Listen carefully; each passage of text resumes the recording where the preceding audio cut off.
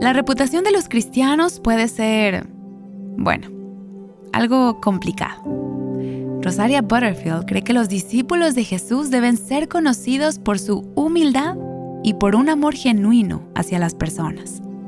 Imagina un mundo donde el fruto del arrepentimiento y la práctica de la hospitalidad marcan la reputación de los cristianos para aquellos que aún no creen que Jesús salva por el mismo poder que lo resucitó de la tumba. Ese es el mundo que la Biblia imagina para nosotros. Ese es el mundo que Cristo ora para que lo hagamos real en su nombre. Estás escuchando Aviva Nuestros Corazones, con Nancy DeMoss Wolgham, autora de El cielo gobierna, en la voz de Patricia de Saladín. Hoy, 5 de diciembre de 2024.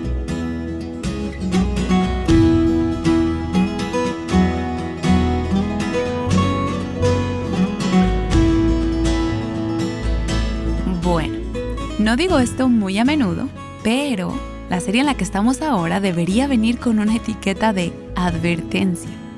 Está basada en el libro El Evangelio viene con la llave de la casa. Piénsalo, si vamos a compartir la verdad y el amor de Jesucristo, tenemos que estar listos para recibir a las personas en nuestros hogares. He leído este libro, es muy convincente. Si nos has acompañado durante esta serie, has escuchado cómo Dios puede usar la hospitalidad ordinaria para transformar vidas de manera radical. Eso es lo que Él hizo en la vida de Rosaria Butterfield. Y Él también puede estar trabajando en esta área de tu vida. ¿Has sentido un empujón silencioso del Señor para amar a tu prójimo de una manera que nunca antes habías experimentado? Estamos en el último episodio de esta serie con Rosaria y Nancy, que se grabó durante la Conferencia Nacional de Ministerios Ligonier. Mientras escuchas, imagínate cómo Dios podría usar tu hogar para alcanzar a otros con su gracia que cambia vidas. Aquí está Nancy. Rosaria, muchas gracias por acompañarnos esta semana aquí en Aviva Nuestros Corazones. Sé que nuestras oyentes han sido realmente retadas, bendecidas y animadas. Y tal vez hasta se han asustado un poco. No deseo que se asusten. Hemos hablado de la hospitalidad radicalmente ordinaria. Gracias por presionarnos un poco más allá de nuestra zona de confort. Y vamos a hablar un poco sobre eso para cerrar nuestra conversación en el día de hoy. Tu libro se titula El Evangelio viene con la llave de la casa. Y me encanta ese título. Tenemos una chica en nuestro personal que cuando me estoy preparando para entrevistar a alguien, ella lee el libro antes que yo. Y antes de que yo tuviera la oportunidad de leerlo, ella me entregó sus notas de 24 páginas. Luego Dawn puso al final un poco de su historia personal y un testimonio. Y solo quiero leerles un poco de lo que dijo esta mujer, miembro de nuestro equipo. Ella escribió: leí el libro de Rosaria sobre hospitalidad y estoy totalmente deshecha. Me estremecí y discutí en la introducción y en el primer capítulo, pero al final encontré mi corazón destrozado por la verdad.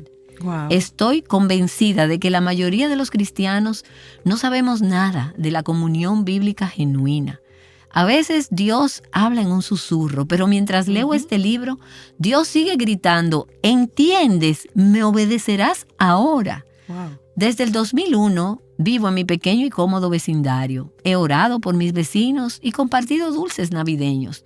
Pero durante el último año he escuchado el dolor en sus corazones. Hay una pareja que se acaba de divorciar y ni siquiera sabía que tenían dificultades. Hay una mujer desesperada y temerosa de Dios que está perdiendo a su esposo debido a una enfermedad y está cercano a la muerte.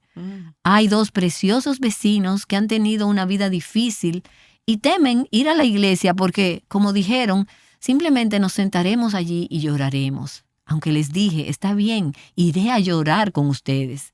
Siguen teniendo miedo. Necesito perseguirlos con amor. La verdad es que yo también conozco el miedo. Me da miedo acercarme, me da miedo que me puedan malinterpretar. Así que me he quedado en mi casa, trabajando, atendiendo mis responsabilidades, arreglando mi casa, pero no disponible más allá de lo que tenía agendado. Realmente no he abierto mi casa a los extraños. Con la excusa de que es demasiado inconveniente y costoso, incluyendo a los vecinos por los que oro y por los que sufro, no he sido lo suficientemente flexible como para extenderme más allá de mis cosas y mi horario para satisfacer las necesidades reales. Como ya he dicho, estoy realmente deshecha. Las palabras de Rosaria me incomodaron, pero también me dieron esperanza para cambiar. Amén. Lo bueno de estar deshecha es que en nuestro caos y quebrantamiento, finalmente estamos en el lugar perfecto para que el Señor comience su trabajo en y a través de nosotras. Y bueno, quise compartir esto, Rosaria, porque pienso que este libro no será de lectura fácil para nosotras. Para mí no lo fue, porque como mencioné antes, aunque crecí en un hogar muy dado a la hospitalidad, algo que llevo en el corazón, me empujaste más allá de lo que considero una hospitalidad segura y planificada, hacia una hospitalidad que es más espontánea y flexible. Y como mencionaste, esto no se ve igual para todas en cada etapa de la vida, y queremos enfatizar eso. Sí, absolutamente. Y no deseo que las personas se asusten, pero ya sabes, a medida que pasamos a un mundo post-cristiano, probablemente vamos a ver a muchos convertidos como yo. Lo que quiero decir con eso es que hay personas que vienen de una vida de mucho pecado, pecados que yo cometí y los pecados de otras personas que me afectaron. Y con esto, ya sea bueno o malo, te vuelves menos quisquillosa en cuanto a los límites. No estoy tratando de ser crítica cuando digo esto. Yo bromeo diciendo, soy la Butterfield sin barreras. No soy buena poniendo límites, solo sigo adelante. A veces sigo y sé que hay cristianos con buenas intenciones que dirían, espera, ve más despacio. O ¿cómo sabes que tengo problemas? Pero casi siempre las vidas de las personas son bastante desordenadas. La vida sin Cristo es realmente difícil. Y pienso que las personas que han sido cristianas por mucho tiempo casi han olvidado esto. Y hoy en día, tú no fueras cristiana si no hubiese sido por la disponibilidad de Ken y Floyd Smith. Exactamente, yo no sería cristiana. Y ellos llevando tu caos a su casa. Absolutamente.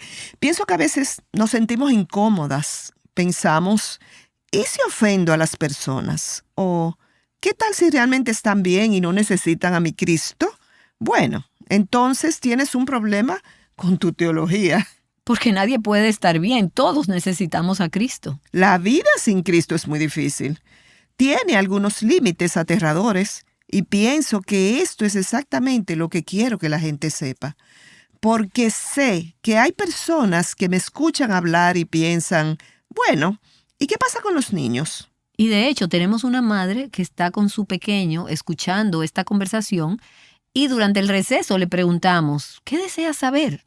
Y ella nos dijo, ¿cómo se ve esto cuando tienes un niño pequeño y deseas protegerlo, deseas que esté seguro? A lo que tú respondes, Estoy de acuerdo. De hecho, tu primera responsabilidad de pacto es tu familia y mantenerla segura. Serías negligente si pones a tus hijos en peligro. Yo te diría algunas de las cosas que hacemos en nuestro hogar para mantener algunas barreras de seguridad. Sabemos que Satanás puede atacar todas esas barreras, por lo que no vamos a actuar como si este fuera el fin y el todo de esa conversación. y ninguna familia está a salvo si Cristo no está presente. Él es nuestro refugio, nuestra fortaleza y nuestra seguridad. Amén, así es. Y ningún matrimonio está a salvo. Los límites son duros sin Cristo. Fuimos padres de acogimiento temporal durante 10 años. Y eso significó que durante 10 años tuvimos algunas reglas básicas en nuestra casa y han sido muy útiles. Así que cuando las personas nos dicen, wow, esas reglas son muy creativas, ¿dónde las aprendiste? Yo les digo, bueno, las aprendí en el estado de bienestar social. Y ahí están para ti. Tú también las puedes adoptar. Te pueden hacer ver como si no fuéramos una pareja divertida y de cierta forma puede que sea cierto. Por ejemplo, en mi casa no se acepta el alcohol. No creo que sea pecaminoso consumir alcohol, pero en los años que fuimos padres de crianza con adolescentes en la casa, la regla de no tener alcohol fue una idea muy sabia. Y una de las cosas que esto nos ha permitido es recibir presos en nuestra casa. Presos que vienen de una prisión de mínima seguridad. Ellos están en transición del contexto carcelario y en realidad son hombres que también vienen a nuestra iglesia. Están como en una libertad condicional. De hecho, son exactamente 5 horas. Y a menudo, cuando están en nuestra casa, un guardia de seguridad tiene que deambular y asegurarse de que todo esté bien. Entonces, no tener alcohol es algo básico que nos mantiene a todos a salvo. ¿Y qué significa? Significa que no podemos tener alcohol. Bueno, ¿sabes qué? Eso está bien para nosotros, porque está sirviendo a un bien mayor. Así que esa es una de las razones. Otra razón es que no permitimos que nadie merodee por las habitaciones a la hora de la cena. Los niños no tienen permitido quedarse en la habitación con nadie a menos que sea con uno de los padres o una persona designada. Pero somos así de claros con nuestros niños y a menudo les recordamos esto porque es difícil para ellos, especialmente si tienen necesidades especiales.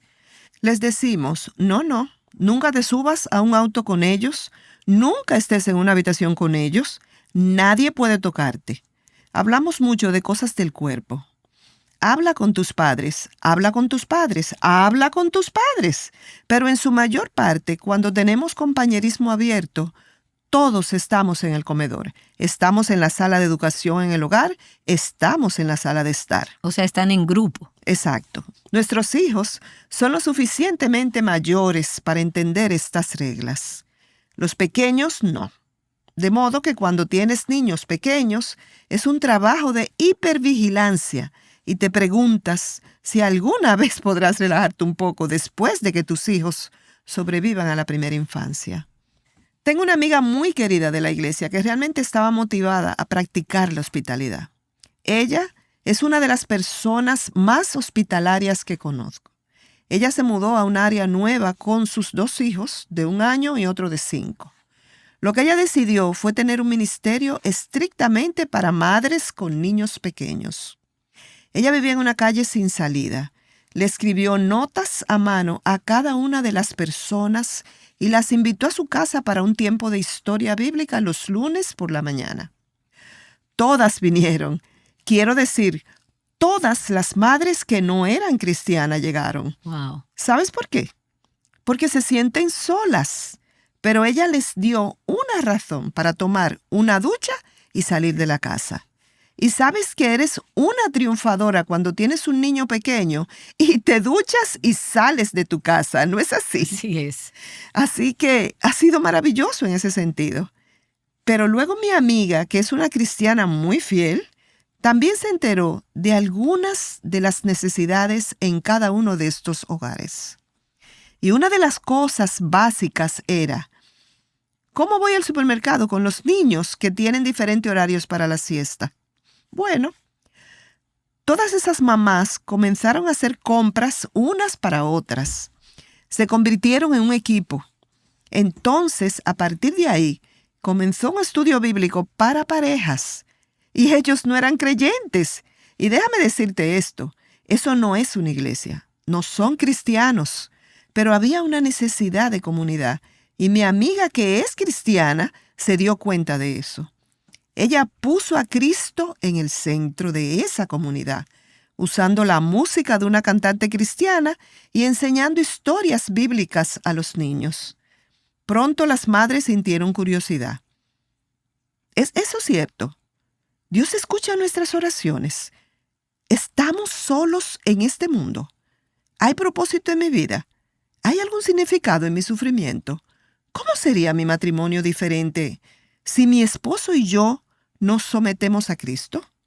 Esas fueron preguntas que salieron de ese tiempo de historias bíblicas para niños.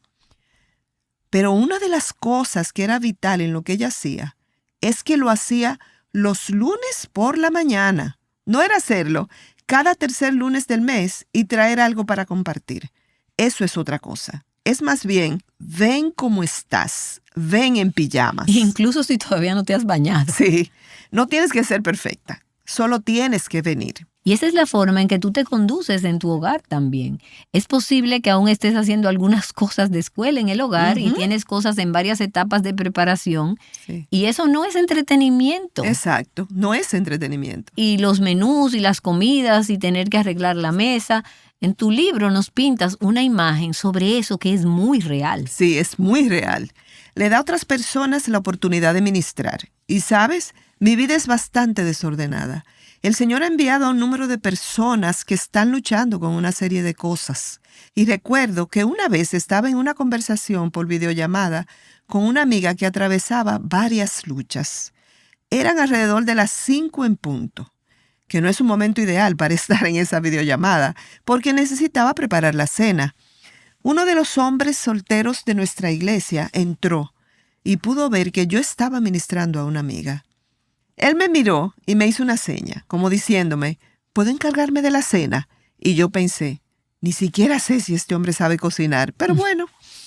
Así que llevé mi computadora a la sala, donde hacemos escuela en el hogar, cerré la puerta y continué hablando con mi amiga que estaba en necesidad. Luego salí media hora más tarde y el joven ya tenía la cena lista. Hizo un buen trabajo. Búscale una esposa a ese chico. Sí, bueno, ya sabes, hizo un buen trabajo. Él se hizo cargo, como si fuera parte de la familia. Él se encargó. Y eso lo hizo sentirse muy bien y sentirse necesitado. Y de eso habla un hogar hospitalario. Un hogar que practica la hospitalidad no dice, bueno, aquí están los anfitriones y aquí están los invitados, sino que dice, Cristo fue tanto un anfitrión como un invitado. Y la hospitalidad es diferente de la falsa hospitalidad. Verás, el problema es que demasiados cristianos confían en la hospitalidad falsa. No tenemos ninguna necesidad de la hospitalidad real. Así que la hospitalidad falsa es la que puedes comprar. Estás a cargo de ella. No tienes que ser tú la que recibes, sino la que das. Eso nos mantiene humildes. Entonces, un hogar donde las personas están reunidas es un hogar que vemos en el libro de los Hechos. ¿Qué tenía ese hogar que era el lugar donde todas las personas oraban por Pedro? ¿Qué era? Bueno, ¿quién sabe? Tal vez era lo suficientemente grande, la ubicación era fácil de aprender. ¿Quién sabe? Fue un hogar de reunión. Era el lugar donde las personas se reunían. En nuestra casa, los niños saben cómo poner la mesa. Y no todo tiene que ser perfecto ni combinar. Para nada. La mesa no siempre está bien puesta. A veces bromeo sobre eso. Y no estamos hablando de las mesas que encontramos en Pinterest, que son perfectas. No. Nadie que yo conozca que haya entrado en mi casa y quisiera tomar una foto. Y eso no tiene nada de malo, pero eso no debe ser algo que intimide o que nos impida ejercer la hospitalidad. Correcto, absolutamente. Me encanta el hecho de que tengo amigas a las que le gusta decorar. Así que el plan será juntarnos en nuestra casa durante los días feriados. Invitaremos a todos en Semana Santa, incluidos nuestros prisioneros que mencioné. Tengo una amiga que vino a verme y me dijo, yo decoraré. Sé lo que eso significa porque ya sabes, yo no decoro. Yo paso la aspiradora y tenemos mascotas. Así que la gente debería estar agradecida de que pase la aspiradora. Así es. Pero si alguien quiere decorar, genial. Estoy totalmente de acuerdo. Pero quiero que sea algo sencillo y que no distraiga. Y hablando de pasar la aspiradora, permíteme leer una cita de tu libro. Escribiste esto: la hospitalidad es necesaria, ya sea que tengas pelo de gato en el sofá o no. La gente morirá de soledad crónica antes que morir por el pelo de gato en la sopa. Yo sé que para las personas que no le gustan los gatos, eso es un poco. Tú sabes. Y eso es desagradable, pero tienes un punto ahí. Correcto. Tenemos que decidir qué es lo que realmente importa. Y las personas importan más que los objetos y las cosas. Podemos hacer tan fácilmente un ídolo de ser ordenadas o de tener las cosas perfectas. Correcto. O las comidas. De manera en la que hablas sobre esto en tu libro, las comidas pueden ser realmente simples. Sí, son simples. La mayoría de las comidas se preparan temprano en la mañana. Prácticamente todas mis comidas tienen una base de arroz, habichuela y tal vez pollo. Y luego le agrego algunas verduras. Eso es prácticamente todo. Alguien me preguntó hoy si tengo un libro de cocina para alguna de las recetas de sopa que hago. No. Yo solo improviso en algunas cosas. He estado haciendo esto durante años. No trabajo a partir de recetas, lo disfruto. Paso mucho tiempo en la cocina, lo disfruto. Pero hay cosas que no hago. Paso horas cortando vegetales, escuchando una prédica, pero cero tiempo en las redes sociales. Y tomas decisiones. Sí, tomo decisiones. Y eso no es porque crea que las redes sociales son intrínsecamente malas, sino que prefiero hablar con la gente en tiempo real. Prefiero escuchar, ponerme al día en todos los sermones que quiero escuchar durante la semana y picar verduras que sentarme frente a mi computadora. La vida siempre se trata de selección y sacrificio. Y Rosaria, quiero cambiar de tema aquí por un momento, porque tu vida en Cristo, eras, como hablas en otro libro, una conversa poco probable, improbable. Y Dios usó la hospitalidad para llegar a ti, para unirte a Cristo. Y esto es algo que tuviste la alegría y la oportunidad de practicar con tu propia madre. Y lo llamas hospitalidad en el lecho de muerte. Así es. Y sé que hay momentos de crisis y momentos en los que tienes un familiar o alguien cercano que durante años y años parece que la probabilidad es cada vez más improbable de convertirse. Oh, claro que sí. Pero Dios se movió de una manera extraordinaria. Robert y yo escuchábamos esta historia a medida que se desarrollaba y lo has compartido en tu libro. ¿Puedes decirnos brevemente lo que Dios hizo allí? Bueno, fue algo increíble. Mi mamá fue muy maltratada de niña, así que creció con una gran desconfianza de los hombres. Ella tampoco creía que la iglesia servía para algo. Casi la única vez que escucharías a mi madre usar el nombre de Cristo sería como una maldición. Cuando me declaré lesbiana a los 28 años, eso no sacudió al mundo de mi madre. Quiero decir, creo que su posición era, todavía eres una profesional, ¿verdad? Como si estuviera diciendo, profesionalmente estamos bien, ¿verdad? Siempre que yo estuviera bien profesionalmente, lo que hiciera con mi propia vida y mi cuerpo dependía exclusivamente de mí. Incluso me dijo, lo entiendo completamente, los hombres son peligrosos. Puede que haya algunos que sean buenos, pero en su mayoría no son seguros. Después de que Kent y yo nos casamos, nos mudamos a Carolina del Norte. Luego de tener bastante tiempo casados, mi madre se mudó y vivió con nosotros durante 16 meses. Durante ese tiempo, ella se burló de nuestra fe. Desafió a Kent cuando intentaba hacer devocionales familiares. Quiero decir, fue realmente horrible. Ella les decía a nuestros hijos que eso estaba mal y que las personas inteligentes no creen estas cosas sobrenaturales. Ella se oponía y se resistía mucho y fuertemente al Evangelio. Oh, sí, fue muy difícil. Yo estaba en el proceso de escribir libros y esto era muy difícil. Después que salieron los libros, Apertura sin obstáculos y Pensamientos secretos de una conversa improbable, que tratan acerca de la identidad sexual y la unión con Cristo, mi mamá leyó ambos libros y se me acercó después de leerlos. Ella me dijo, Rosaria, he leído tus 2 libros y no soy débil como tú. Quizás, si yo fuera débil como tú, querría conocer a ese Cristo. Querría tener una vida como la que tú tienes, pero no soy débil como tú. Aún así, quiero decirte, me estoy muriendo. Me acaban de diagnosticar cáncer de pulmón y quiero morir a mi manera. No quiero que tú o tu religión interfieran conmigo o cómo voy a morir. Esa fue probablemente la mayor crisis de fe en mi vida. Porque las personas más difíciles a quienes testificar tu fe son tu familia. Pues ellos conocen tu pecado mejor que tú. No se puede fingir. Ellos han sido afectados por tus pecados. Pero en la providencia de Dios, pude pasar los últimos 10 días de la vida de mi madre junto a ella en un hospicio. Ken se encargó de todo, así que yo solo me senté junto a la cama de mi mamá todo el tiempo. Morir es muy duro. Es un proceso horrible. Ver morir a alguien, incluso en un hospicio en el que recibe la cantidad necesaria de morfina para aliviar el dolor, sabes que la muerte es una maldición. Yo solamente oraba.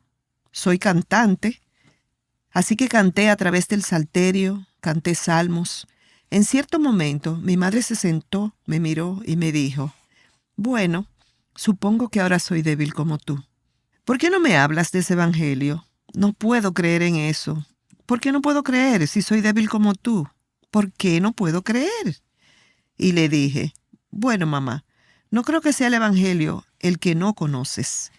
Creo que a quien no conoces es al pastor. Parece que tienes un conocimiento general del evangelio, pero no conoces a la persona. Y a su manera práctica, ella me dijo, bien, bueno, me estoy muriendo. Cuéntame acerca de esto, háblame de él. Eso inició un momento fascinante en mi relación con mi mamá. Solo duró 2 días, porque murió muy rápidamente después de eso. Ken y yo comenzamos a leer todos los pasajes de la Biblia que conocíamos y que nos hablaban de Cristo como pastor y de Él pastoreando. Mi madre daba una respuesta inmediata y totalmente opuesta cuando no podía escuchar lo suficiente. Ella nos decía, léeme más, dime más, y luego, en cierto momento, se sentó en la cama. Las personas que se están muriendo no pueden mover la boca, pero de repente parece que van a salir de la habitación. Mi mamá se sentó en la cama y dijo, espera un segundo. ¿Qué voy a hacer con mi pecado? No quiero hablar con un sacerdote. ¿Qué voy a hacer con mi pecado? Y yo le dije, bueno, tienes que hablar con el sacerdote Cristo. Necesitas confesar tu pecado y tener confianza en que Él te perdonará. Ella me dijo, ¿y no tengo que hablar contigo sobre eso? Y yo le dije, no soy tu sacerdote. Y ella me dijo, excelente, muy bien. Fue realmente muy duro. Mi mamá era una mujer tosca. Ella había trabajado duro y había tenido una vida difícil, pero 2 días antes de morir, tuve el increíble privilegio de verle entregar su vida a Cristo. Eso fue increíble. Mi madre murió y no tengo remordimientos. Hablo de ello en el libro. Mi madre y yo habíamos tenido muchos problemas porque yo no podía hacer todo lo que ella quería que fuera. Así que teníamos una relación muy difícil. Pero cuando ella murió en el Señor, fue como si todas las cosas que me habían estado lastimando en nuestra relación antes de eso, fue como si el Señor las hubiera llenado. La sangre de Cristo llenó en mí esas grietas de patrones malos. Enterramos a mi madre sin remordimientos. Y ese fue un momento en el que me di cuenta de que Dios es misericordioso y escucha tus oraciones. Unos días después de la muerte de mi madre, fui a las oficinas de la escuela en el hogar. Y una de mis amigas me dijo, oh, Rosaria, ¿qué pasó? ¿Tu mamá abrazó la fe? La miré y le dije, bueno, no lo sé. Quiero decir, tal vez fue la morfina la que habló. Es decir, ella dijo todas las cosas correctas. Y esta amiga, ya sabes, las madres que educan en casa te devuelven a la realidad. Ella se volvió a mí y me dijo algo triste. ¿Sabes qué? ¿Sabes qué, hermana? Cuando abrazaste la fe, había allí mucha gente que tampoco creía que te habías convertido. Pero adivina qué. Cristo salva a los pecadores como tú y como yo. Amén. Alabado sea Dios por lo que hizo en la vida de tu mamá. Así que deja de preocuparte por la morfina. Alabado sea Dios por las amigas que pueden hacer eso, porque puede ser aterrador. Y como dices en tu libro, eso cambió el futuro de tu madre, pero también cambió tu pasado. Cambió su futuro y nuestro pasado. No tengo ningún remordimiento. No tengo ningún ¿qué hubiera pasado si? En esas pérdidas de la infancia. Porque en el avance de la salvación se resuelve la mirada retrospectiva de la historia. Cristo reescribe la historia. Amén. El Evangelio cambia a las personas, pero también cambia a la comunidad. Cambia el cuerpo, la iglesia. Esa fue una de las lecciones cristianas más poderosas de mi vida. Y Rosaria, al final de tu libro, el Evangelio viene con la llave de la casa, del que acabas de desglosar este hermoso tema de practicar la hospitalidad radicalmente ordinaria. Tienes una sección conmovedora que llamaste ¿Y sí? Y allí escribiste, Imagina un mundo donde cada cristiano practicara la hospitalidad radicalmente ordinaria. Ayúdanos a imaginar. ¿Cómo sería eso? Y danos una breve ilustración. Bueno, los cristianos necesitan trabajar con la imaginación y necesitamos hacerlo de una manera esperanzadora y épica, literariamente hablando. Necesitamos pensar en ¿y si?, sabiendo que el ¿y si?, que Cristo sostiene, siempre es bueno. Así que pregunté, ¿y si? Imagina un mundo en el que cada cristiano practicara una hospitalidad radicalmente ordinaria, ya sea como anfitrión o como invitado. Imagina un mundo en el que cada cristiano hiciera un pacto de membresía en la iglesia y lo honrara. Imagina un mundo donde todos los cristianos ofrendaran y donde viviéramos intencionalmente por debajo de nuestras posibilidades, teniendo suficiente para compartir y tal vez incluso mudarnos a vecindarios que nos necesitan más de lo que nosotros los necesitamos a ellos. Imagina un mundo en el que vivir como portadores de la imagen de un Dios santo signifique algo que cambie la forma en que nos vemos a nosotros mismos y a los demás. Imagina un mundo en el que los vecinos digan que los cristianos organizan las mejores fiestas de la ciudad y son las personas a las que acuden sin ser invitados para resolver los problemas y asuntos grandes. Imagina si los niños del barrio supieran que los cristianos son personas confiables para pedir ayuda cuando las agonías impensables sondean su vida privada o familiar. Imagina un mundo donde los hombres vivieran como hombres de Dios y las mujeres vivieran como mujeres de Dios. Imagina un mundo donde los niños, incluidos los que aún no han nacido, sean valorados como hijos de Dios. Uno donde saben que los roles de género y sexualidad son bendiciones para los demás, incluso cuando requieren de un gran sacrificio. Imagina un mundo donde nacer hombre o mujer viene con distintas bendiciones y límites, y donde nuestros roles como hombres y mujeres se valoran como llamados elevados y distintivos. Imagina un mundo en el que cada cristiano conoce lo suficiente a su prójimo como para hacerle bien terrenal y espiritualmente. Imagina un mundo en el que cada cristiano conozca por su nombre a las personas que viven en la pobreza o en la cárcel y se sientan atados a ellos y a su futuro y vivan de manera diferente a causa de ello. Imagina un mundo donde la sexualidad estuviera a salvo dentro de los confinamientos de los límites bíblicos y no se desencadenara en violaciones, incesto, pornografía y autolesiones. Imagina un mundo donde el patriarcado bíblico, el liderazgo benévolo de padres con un corazón de siervo, nos haga a todos dar un suspiro de alivio al saber que los buenos padres nos protegerán de las bandas errantes de hombres malvados. Imagina un mundo donde el fruto del arrepentimiento y la práctica de la hospitalidad marcan la reputación de los cristianos para aquellos que aún no creen que Jesús salva por el mismo poder que lo resucitó de la tumba. Imagina un mundo donde la gente se adueñara de la noche para orar. Imagina un mundo en el que sepas los nombres de tus vecinos, donde juegues a las cartas con ellos y coman juntos. Oren por los niños del vecindario y brinden una mano antes de que alguien se lo pida. Imagina un mundo donde nadie languidezca en una soledad aplastante, donde ninguna mujer, hombre o niño abusado sufra solo, donde las personas lleven sus problemas reales y apremiantes a los cristianos que tienen la reputación de ayudar y donde las víctimas no sean barridas, perdidas u olvidadas. Imagina un mundo donde las personas teman a Dios más que a los hombres y sirvan a Dios más que a la comodidad. Imagina un mundo donde el poder del Evangelio para cambiar vidas sea nuestro para contemplar. Este es el mundo que la Biblia imagina para nosotros. Ese es el mundo que Cristo anhela que tengamos y que hagamos realidad en su nombre. no es crear el cielo en la tierra, con cosas como la ofrenda, la membresía en la iglesia, la hospitalidad o la defensa de las víctimas. No es eso.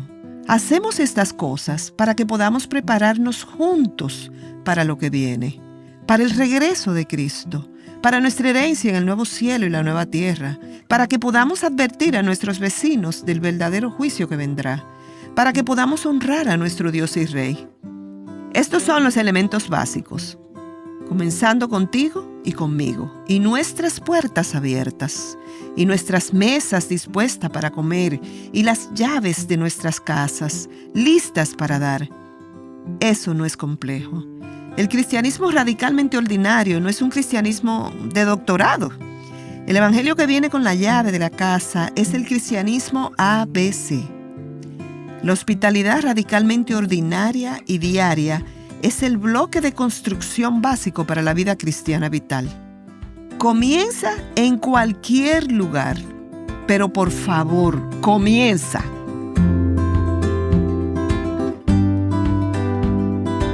Ella es Rosaria Butterfield, leyendo de su libro El Evangelio viene con la llave de la casa.